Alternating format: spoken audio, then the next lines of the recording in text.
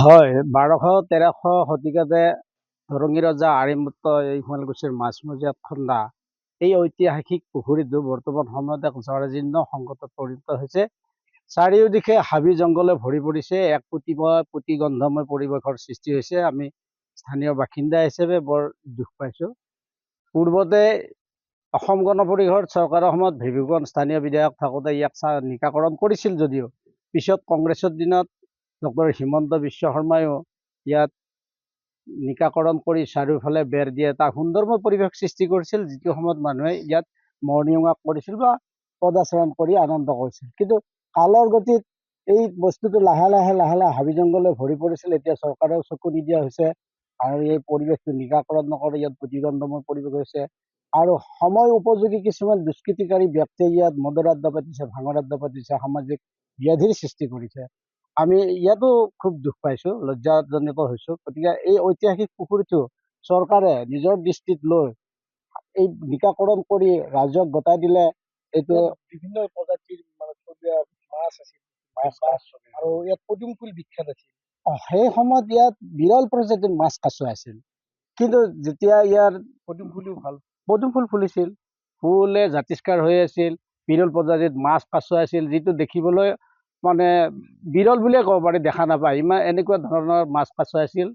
গতিকে যেতিয়া ইয়াৰ জলপ্ৰবাহ বন্ধ হৈ পৰিল, ইয়াত মাছে পোনা উৎপাদন কৰিব নোৱাৰা হ'ল, যাৰ ফলত এই পৰিৱেশটোৰ কাৰণে মাছে ইয়াত পোৱালি নজগায়। সেইকাৰণে আমি চৰকাৰকো অনুৰোধ জনাইছোঁ, ইয়াৰ নিকাকৰণ কৰি সৌন্দৰ্যবৰ্ধন কৰিব লাগে।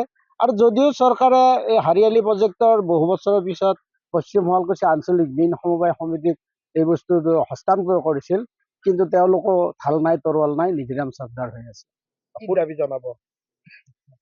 অতি শীঘ্ৰে স্থানীয় বিধায়ক তথা মুখ্যমন্ত্ৰীক আমি দাবী জনাওঁ, এই ঐতিহাসিক পুখুৰীটো নিকাকৰণ কৰি সুন্দৰ কৰি চাফ চিকুণ কৰি ইয়াত পুনৰ ইয়াত মানুহ চলাচল কৰিব পৰা কাৰণে এখন সুন্দৰ পাৰ্কলৈ পৰ্যবেক্ষিত কৰিব লাগে, য'ত ইয়াত টকা পইচাৰ উপাৰ্জনৰো বাট সুচল হৈ আছে।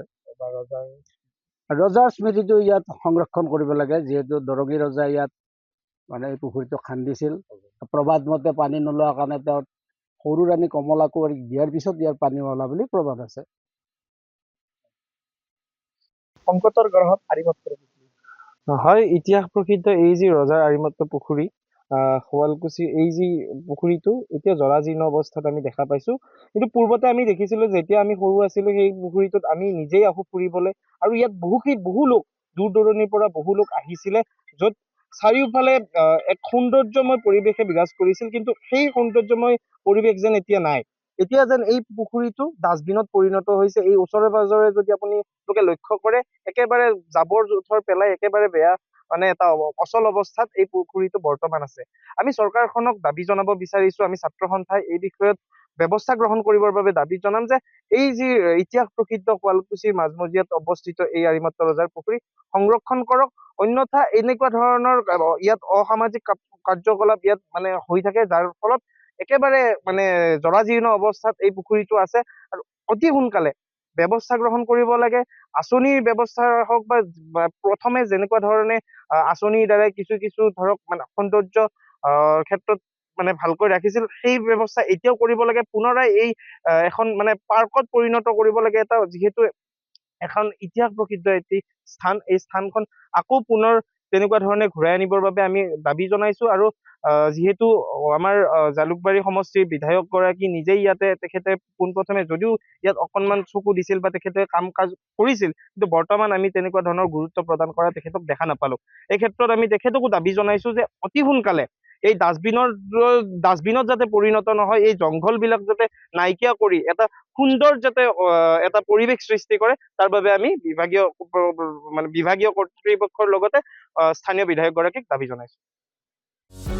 যিকোনো খবৰৰ বাবে যোগাযোগ কৰক আমাৰ এই নম্বৰত 9181 307 2221।